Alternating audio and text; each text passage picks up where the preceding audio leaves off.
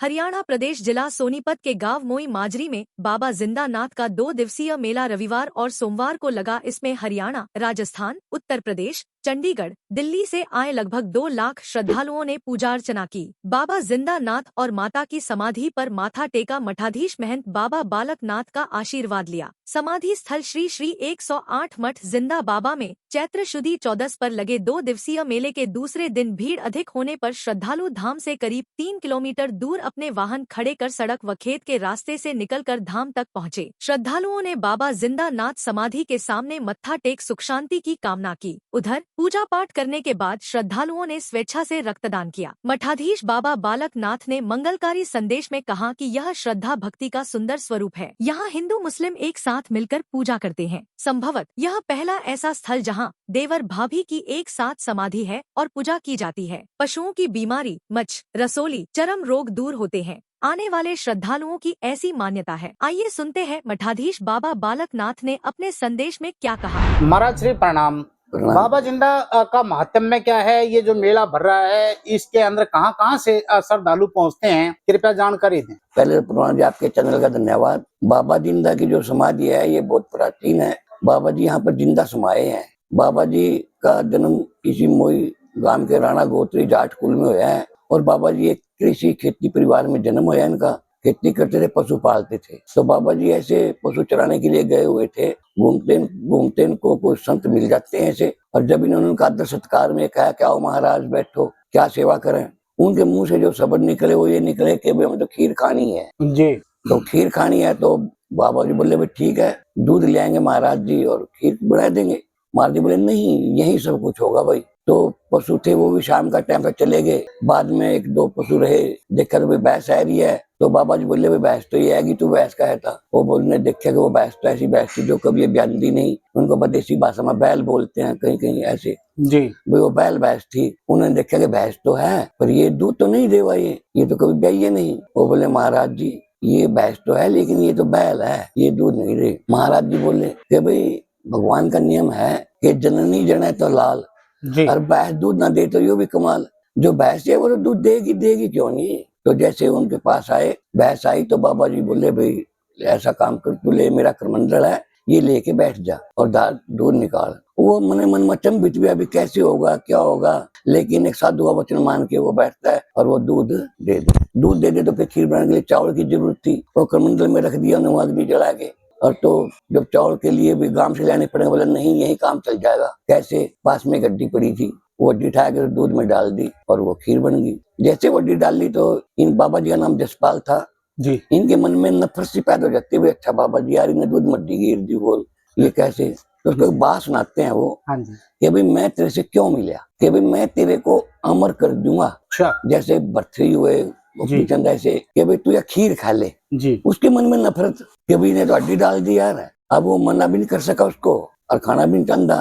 तो उन्होंने कहा कि महाराज जी हम साधुओं का नहीं खाया करते, हम तो साधुओं की सेवा किया करें और इसलिए साधुआ नहीं खावा। बाबा जी को बहुत समझाते हैं लेकिन वो आखिर में मना कर देते हैं, वो खीरो बाबा जी ही खा ले। बाबा जी चले जाओ अपना जी। जाने के बाद कुछ समय के बाद इनको भूख लगती है बहुत जोर से, इतना तंग होता है भूख से, और कुछ भी नहीं, उनके जूठे पत्ते उठा के चाटने लग गए। अच्छा। उन पत्तों से कोई या जो भी इनके शरीर में गया जी, इनको मान लो एक भक्ति वैराग्य शुरू हो गया। और ये जैसे फिर बाबा जी से मिले, जैसे तैसे भी तो के कैसे भी मेहनत करके, तो बाबा जी को यही बात बोले कि भाई मैं तेरे को अमर करूँ था जिंदे जी, मैं अमर तो नहीं कर सका तेरे को जिंदे जी, तू जहाँ मेरे को मिला था वहां चला जा मोई, और 14 के दिन धरती खुल जाएगी, ऐसे निर्भय के समा जाना, जिंदा समा जाएगा तो तेरा नाम बाबा जिंदा ही जाना जाएगा। मैं जिंदा मर तो नहीं कर सका पर बाबा जिंदा के नाम से जाना जाएगा, ऐसा काम जरूर हो जाएगा। तो यहाँ पर आए वो, उन्होंने भजन किया तो ऐसे ये दिन जो आज है ऐसे दिन आया और तो बाबा धरती खुली तो बाबा जी समाने लगे। तो आज भी खेत, हमारा खेत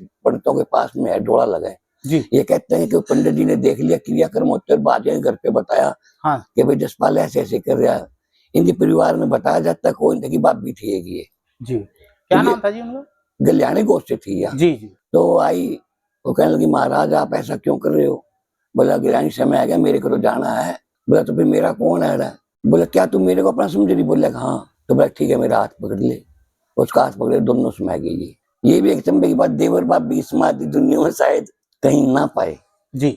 जो यहाँ मान ले समाधि तो बहुत पा जाएगा। तो समाधि पर चढ़ावे के रूप में क्या हाँ, चढ़ावे? समाधि तो जैसे यहाँ बाबा का जो भी बोलता है गुड़, हाँ जी, जैसे बाबा कंबल माई की चुन्नी हाँ जी। और गुड़ बोलते हैं, ऐसे गुड़ मेन वो है यहाँ पर बाबा की अच्छा, बेली ये चढ़ाते हैं। दूध काफी लोग लेके आ हाँ, रहे वो हैं। जब से दूध इसीलिए है कि वो जो में बीच में जो चर्चा हुई ना भाई बिन भाई भैंस ने दूध दिया, हाँ, तो जब से है यहाँ दूध के वक्त जैसे किसी के पशु नहीं दूध नहीं होते या भैंस नहीं ब्यादी या कई के बच्चे पैदा हो मर जा, इस तरह से वो यहाँ का नाम लेते बेली बोलते बाबा के, तो वो बिल्कुल महाराज जी ये बताओ कि जो ठीक हो। धूना है, धूने के ऊपर जो दे रहे हैं हमें बभूत, हाँ, उसका क्या महत्व है, उसका क्या मायने क्या है? ये तो जो धूना है या जैसे हम यज्ञ करते हैं, हाँ जी, तो यहाँ भी जो शाम सवेरे यज्ञ किया जाता है और अच्छा। ये यज्ञ किया जाता है। बाबा की बोले राख है, लग्गी तो लाख है, नहीं अच्छा। दे तो राख रही, राख तो है ये सामने। जी जी जी। तो ये बाबा के नाम से लेने से लाभ होता है इससे। तो कहाँ से लोग आते हैं जी यहाँ? आने वाले यहाँ पर कोई पंजाब से, उत्तर प्रदेश से, दिल्ली से, बहुत दूर से, राजस्थान, ये राजस्थान से आए भाई आपके सामने बैठे थे, जी, ये बीकानेर से आए हैं राजस्थान से। राजस्थान। हाँ, तो आने वाले तो पता नहीं परवाना जी कहाँ से आए। चलिए महाराज जी, आपने बहुत बहुत शुक्राना, आपका बड़ी कृपा। धन्यवाद आपका, धन्यवाद। मेले में ये शिविर दादा जसपाल सेवा समिति के प्रधान अमित राणा ने बताया कि समिति की ओर से लगाया गया 2 दिवसीय रक्तदान शिविर के दूसरे दिन 50 यूनिट रक्त एकत्रित किया गया। बच्चों के लिए खेल खिलौने की जमकर खरीदारी की गई। आइए बात करते कुछ श्रद्धालुओं से उनका बाबा जिंदा नाथ के बारे में क्या कहना है। सबसे पहले तो मैं बताऊं कि हम यहाँ पर जो है हरियाणा प्रदेश का जिला सोनीपत के अंदर एक गांव है मोई माजरी।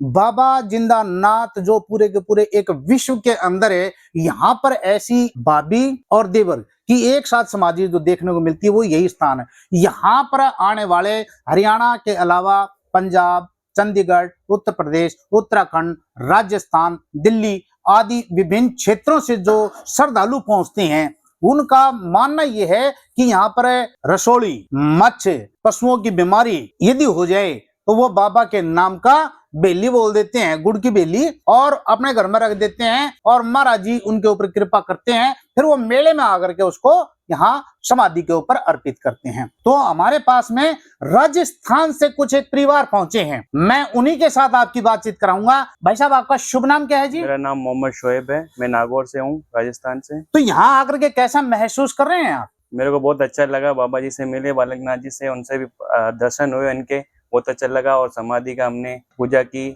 और यहाँ हिंदू मुस्लिम एकता देखने को मिली, सब अच्छा लगा। भारत का एकदम अच्छा नाम हुआ, भारत की एक खूबसूरती आपको यहाँ दिखी मेरे को। चलिए, ये बहुत अच्छा लगा कि आप जब इतनी दूर से यहाँ से चल करके आए, तो अपने यार दोस्त, इष्ट मित्र, साथियों को जाकर के यहाँ के बारे में संदेश क्या दोगे, बताओगे क्या? वहाँ संदेश दूंगा, वहाँ अच्छा लगा मेरे को। वहाँ पे जो भी मतलब मस की बीमारी है या कोई जानवर की बीमारी है, वो सब यहाँ ठीक होती है बाबा जी के यहाँ गुड़ चढ़ाने से और चांदी के अपना मस चढ़ाने से, यहाँ सब बीमारी ठीक होती है।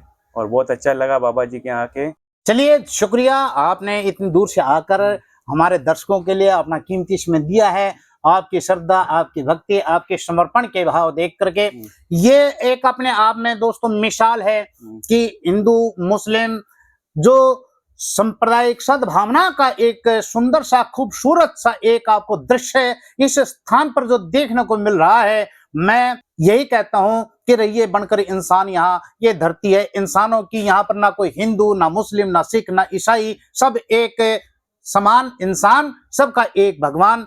तो अब और कुछ एक साथी हमारे पास हैं, मैं उनसे भी बातचीत करूंगा। सर, आप कहाँ से पहुंचे हैं? बीकानेर से। बीकानेर से आप इतनी दूर से आए हैं इस जिला सोनीपत के अंदर। पहली बात तो सोनीपत की धरती आपको जो है ना स्वागत करती है। यहाँ की जो भक्ति की खुशबू से आप महक रहे हैं। यहाँ पर आने का किस प्रकार से प्लान कैसे बना है? अपने आप आ गए हैं या कोई इसके पीछे कोई? हमारे गुरुजी हैं दर्शननाथ जी, अच्छा जो जोगनिया का बाड़ा नोखा में मेहनत है। हाँ जी, उनकी प्रेरणा से हम यहाँ आए थे। उनके बालकनाथ जी उनके गुरु हैं। अच्छा, गुरु के गुरु? हाँ, गुरु के गुरु हैं जी। ये वहाँ जाते रहते हैं, हम इनसे मिलते हैं। अच्छा अच्छा, तो ये बड़े हमारे साथ बड़ा प्रेम रखते हैं जी, आशीर्वाद आपको भरपूर मिलता है, इसलिए हम आज इनसे मिलने आए हैं जी। तो आप यहाँ समाधि पर गए आप? हाँ जी, मैं समाधि पे गया। कैसा लगा यहाँ का समाधि स्थल वगैरह देखा होगा, काफी रौनक सी है ना? हाँ, बहुत लोग इकट्ठे हुए हैं जी, बहुत ज्यादा जनता आई है, बहुत ही लोगों की आस्था की भावना है लोगों की। लोग बहुत बार कुछ 2-2 किलोमीटर तक लोग इकट्ठा हो रहे हैं।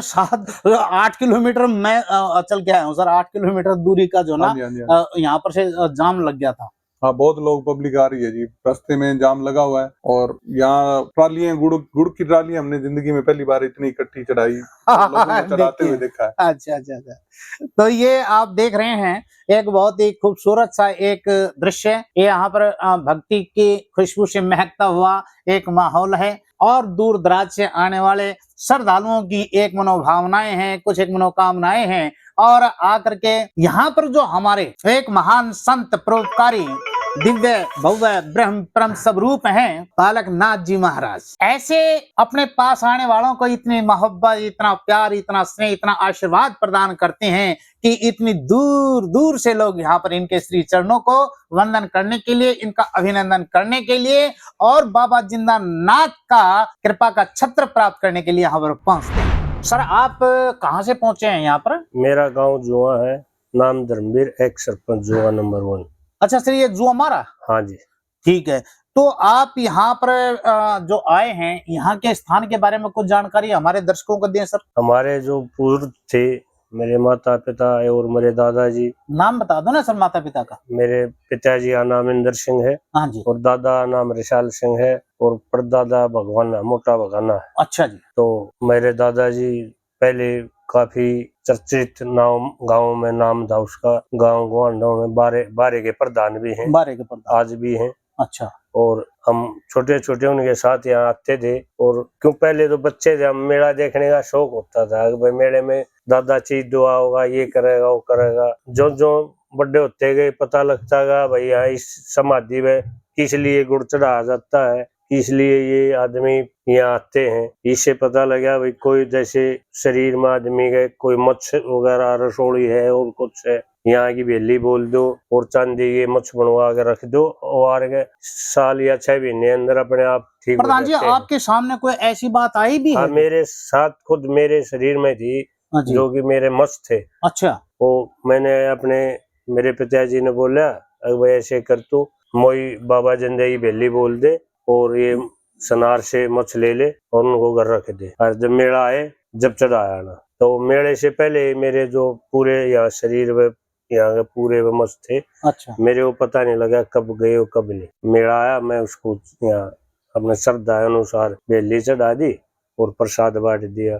और ऐसे पशुओं का है, जैसे भैंस है, अच्छा। कई बार नए दूध नहीं होती हुआ। अच्छा। और जैसे औरत है उसके बच्चे बिगड़ जाते हैं, जो सही आस्था से मन से आदमी इनका नाम लेता है और दुआ मांगता है, उसकी मनोकामना हर तरह पूरी होती है समाधि से। और दोस्तों ये आप सुन रहे थे हमारे जुआ से जो प्रधान जी यहाँ आए, इन्होंने अपने मुंह कहते हैं कि भाई जग बीती सुनाओ के हट बीती। बस जग बीती झूठी हो सकती है लेकिन हट बीती झूठी हो नहीं सकती, क्योंकि ये व्यवहारिकता है, ये जीवन के अंदर उन्होंने अपना अनुभव कर लिया और इन्होंने अपने जीवन की वो घटित घटना बताई। तो आप भी इसको जो सुन रहे हैं, कभी भी मौका मिले तो आइए बाबा जिंदा नाथ के दर्शन कीजिए। और यदि कोई भगवान ना करे किसी को मच्छ है, रसोली है, कोई पशुओं की बीमारी है, तो वहीं पर बैठ करके महाराज श्री का नाम लेना और मांग लेना कि हे बाबा जिंदानाथ मेरे ये मच्छ ठीक कर दे, हे बाबा जिंदानाथ मारी यह रसोली ठीक कर दे, हे बाबा जिंदानाथ मारे यह भैंस जो है इसका दूध का जो है कृपा कर दे। तो ये जो जब आपका काम हो जाए आकर के माथा टेक देना। इसकी विशेषता ये है, अगर पहले कर दिया तो फिर इसकी कोई जिम्मेदारी नहीं। ये बोलता है पहले काम करा लो उसके बाद आगे माथा टेक दो। तो बने रहिए आप हमारे साथ में, ये एक खास बात आप तक पहुंचाने का हमने एक सकारात्मक पहल की है। जय हिंद दोस्तों।